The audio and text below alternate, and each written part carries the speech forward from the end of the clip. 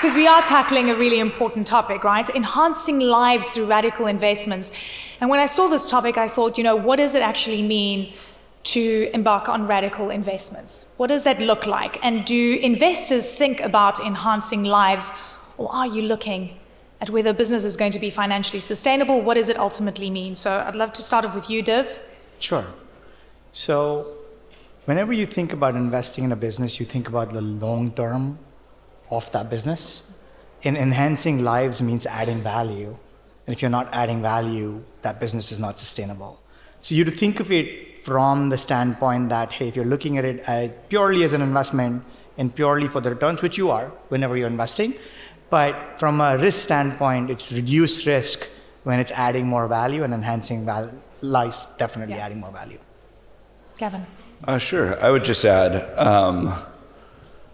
the fact that you're actually able to make an investment and own it is relatively novel in human history.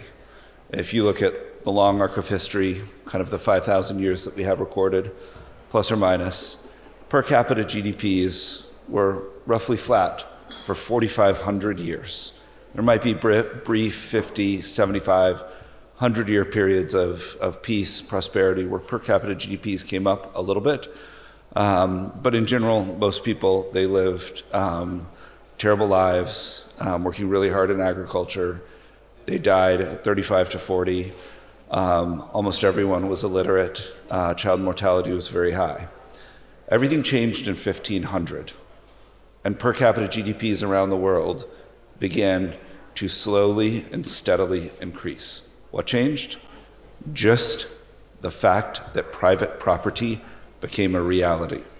Until then, the history of the world was the strong taking for the weak.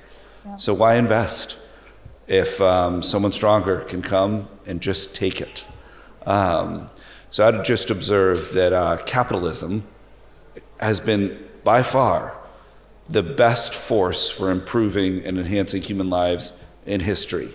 Nothing comes close. If you add up the 50 most important pharmaceutical discoveries, they do not come close. And by the way, none of them would have been possible without capitalism.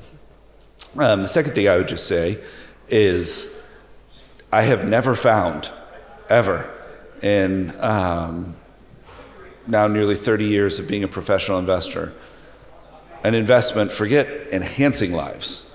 If you can find something that makes people's lives a little bit better, you're going to make a lot of money. We have very good lives in the modern world.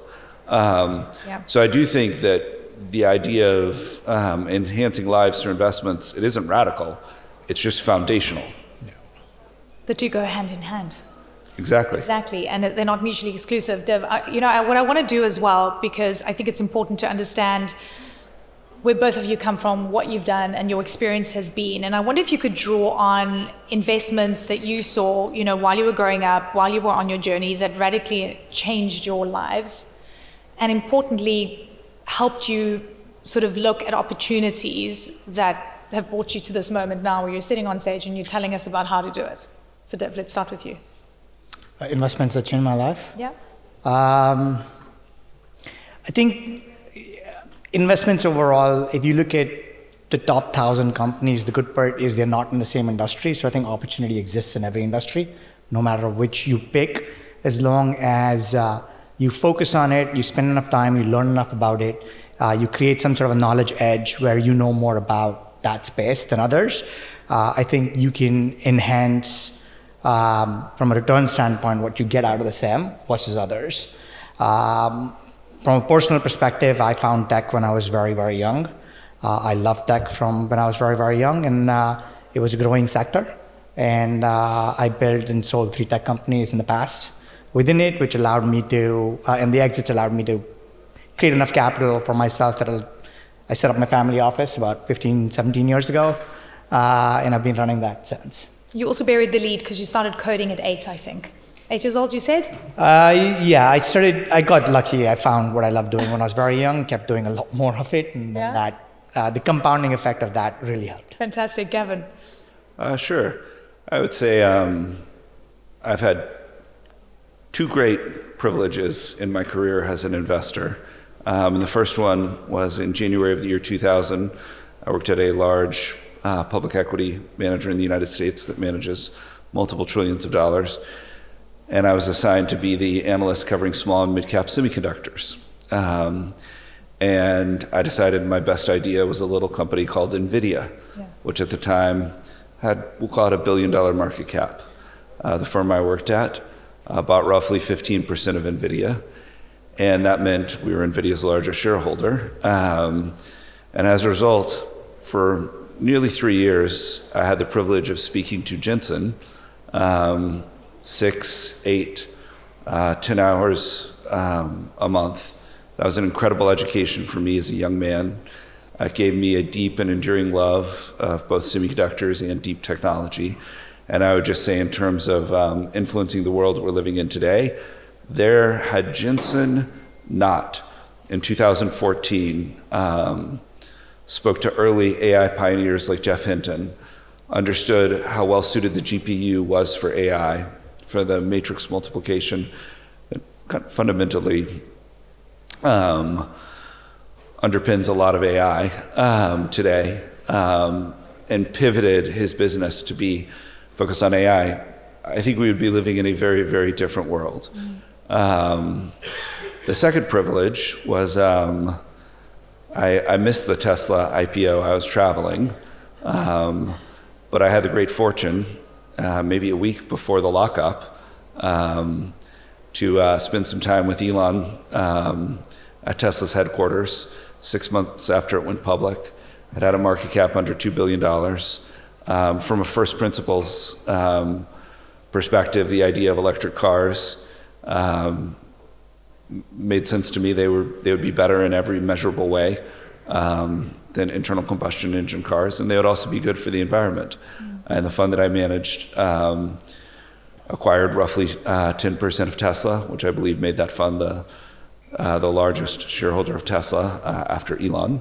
And because of that, for several years, I spoke to Elon regularly in a professional capacity. This is more than a decade ago. And I would just say, no one, if you care about climate, and you take every activist, climate activist on planet Earth, every lawmaker, every politician, every bureaucrat, and you add up all of their contributions to decarbonization, I'd estimate it as 1% of what Elon and Tesla have contributed. No one has done more than Elon to make this planet green. And I think we would agree, and the odds are very high, that AI is going to be very good for humanity. And making the planet green is certainly good for humanity. And then Elon's other big goals are also, I think, positive. One is making humanity a multiplanetary species. I think that would be amazing. I think it'd be inspiring. I think it reduces our risk. You know, there's an asteroid that has a 2.4% chance of hitting Earth in the year 2028. The JWST is taking a closer look at it right now, so that probability may be revised up or down, but that's very real. And if we're not on Mars and something like that happens, wow, you know, goodbye humanity. And then finally, with XAI, Elon is trying to ensure that we have a multipolar world of AIs that reflect the rich diversity of human culture. And I think those are all admirable goals and go to the point of how investing goes hand in hand with enhancing lives. Fascinating, and yes, you've given incredible examples about radical investments, and I want to touch on Elon Musk and all the parameters that you spoke about, specifically what we're seeing in the United States, and also changes with regards to the climate agenda, because I think it's an important one. We could be seeing shifts. But Div, I want you to come in here, and there's something that I'm very passionate about and something that Gavin alluded to. It's the big changes that we saw historically, you know, what ultimately changed things and enhanced our lives, and these radical investments. You know, I refer back to a story that my mother would tell me. Growing up in rural Greece, she never went to school. There were no roads, there was no infrastructure. I come from South Africa, and I see this happening in rural South Africa and rural Africa as well. When I think of radical investments to enhance lives, sometimes it is about building those roads, and it is about building that that basic infrastructure that actually doesn't exist still in so many parts of the world. And I wonder if we sometimes overthink radical investment, because if we don't put everyone on an equal footing where they have access with something as simple as just turning the lights on or a road, where are we? I think technology has always been the great equalizer. Yeah. Right? Because if you look at some fundamental tech over the last 20 years, even, the internet equalized knowledge, smartphones equalized access, AI is going to equalize many more things. So from that perspective, I think whatever technology to start with is used by a few select people eventually becomes available to everybody at a much faster pace now than has ever been the case. Like if you think about just the two revolutions I spoke about right now, the internet, when the internet came in, it took 15 years for half the world to get it. It's taken about 30 years for almost everyone to get it. When smartphones came in, it took about 7 years for half the people to get it, and maybe about 15 for the world to get it. So it's already half the time. With AI now, over 1 billion people have already used some form of AI. And so from the time that AI became a consumer thing to it being accessible to everybody, in less than 5 years, I would say most people would be using it in some form. I'm not saying that's the ultimate version of it. Over the next 20 years, we're going to see lots and lots of adoption of all kinds of enhanced AI, which again will act as a great equalizer. I think a lot of technologies, to your point around roads and stuff. Just on that note, so a lot of people have said that we actually could see inequality increasing because of AI, because not everyone's going to have access to AI. I think everyone has access to. I mean, if you have a smartphone today, you have access to a version of AI. Yeah. It's kind of inbuilt. But I mean, 90% plus of the world today has a smartphone. Yeah, but not in the global south, not across the board. 90% of the world has it. Now, if the global south, 10% doesn't, it is going to get it in much easier forms. To Gavin's point, I mean, like if you look at what Elon is doing with Starlink, it's creating access to the internet for everybody, where it wasn't accessible earlier, and the costs will keep going down.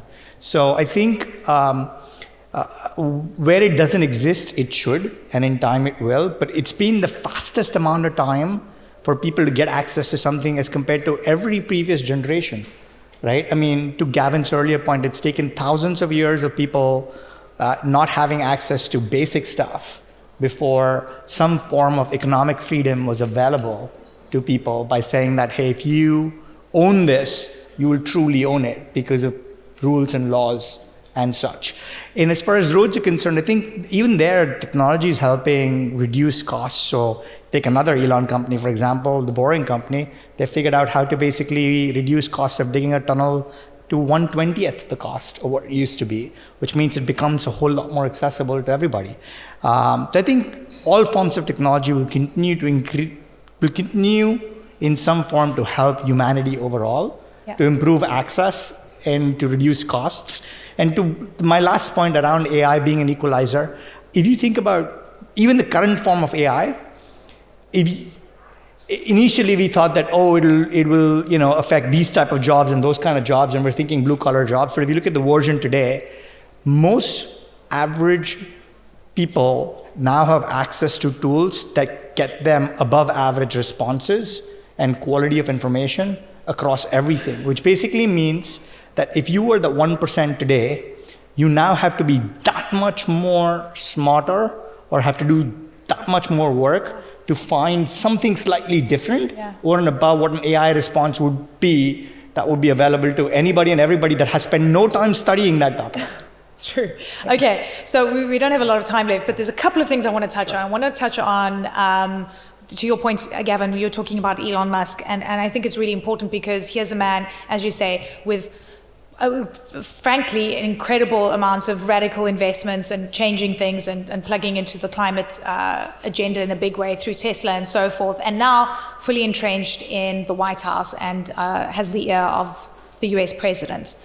I wonder what you believe is going to be the results of his potential investments, what he wants to do. I mean, where you think this is going, because I think what we're seeing from the United States right now is a shakeup of the global order. Is a shakeup of everything, institutions across the board, and everyone is trying to factor in and price in scenarios at this point. I think it's going to be absolutely awesome. for 30 years, essentially my entire adult life as a voter, I have never, ever followed a single political campaign on either side that did not promise to go after government waste, fraud, and abuse. And now we have, for the first time, one of the most competent people on planet Earth empowered to go after this and going after it for the first time. And I just do not understand how anyone can be opposed to that. For any given level of government spending, let's say you're, in America is a Democrat or a liberal or a leftist if you're in Europe. Great, if you want to have government spending at 40% of GDP, you want it to be as efficient as possible to help people. If you're more conservative and you understand that governments fundamentally do not create value, and the higher the government spending is as a percentage of GDP, the slower the economic growth will be. And this is why. And greater than inflation. Yeah, and create inflation. And I think in America, we've probably grown at 2% real GDP, maybe 2.5% for a long time. And that's great. I think because of what they are doing with deregulation and making government spending more efficient and tackling the deficit, which will bring down inflation, and nothing hurts normal people more than inflation, I think you're going to see America print a few years of 5% plus real GDP growth, and everyone on planet Earth will feel that, and it's going to be awesome. We will see how that works out, right? Because right now it's like the big shake-up. So I think everyone, and most of the leaders that I spoke to here, was like, we're waiting to see. We're waiting to see what this all means. Div, I want to give you the last word. When I spoke to you earlier, we were talking about the winners and the losers. Who are the winners and the losers here? What are you looking at globally? What are you winners and losers seeing? of what? For the global power play that we're seeing. You mentioned DeepSeek earlier. On the AI front, how are you weighing things up? I think competition is not a bad thing. It only drives innovation. In DeepSeek as an example, and I'll give you both my thoughts on it very quickly. One is, on the one side, amazing. You constrain humans by not giving them access to something, and you see that creativity come across. On the other side, hey, if I've invested 10 or 15 years on researching something really cool, and I wrote a book, and somebody had a printing press, and they could basically replicate the book for cheaper. It's understandable as to why that is possible. Obviously, I don't want to narrow it down to that because DeepSeek is pretty awesome. But I mean, it's a version of that. I think the winners eventually are people, because the more competition there is, the better it is for everybody globally. To the earlier point, I think Elon doing what Elon is doing in the White House, and the changes that are coming across. Change as an entrepreneur is always good, because the status quo only advantages the people that have always had an advantage. And so I think any change fundamentally is helpful, and this change seems to be, at least from their perspective, it looks like they're trying to do as much good as possible, which can only be helpful. And as quickly as possible, which which will break a few things, but essentially, just like every other corporate, I mean, I know. You'll find efficiency in it, and it's not a bad thing to sometimes break a few things. Well, I think everyone's monitoring to see how this is all going to play out. Gavin, great to have you with us. Div, thank you so much for your insights. Super illuminating. Thank you. Thank you, gentlemen. And thank you to the World Government Summit for having us and hosting this, which is an incredible event. So thank you, and thank you. Thank you so much. Thanks, everyone. Round of applause. Fantastic.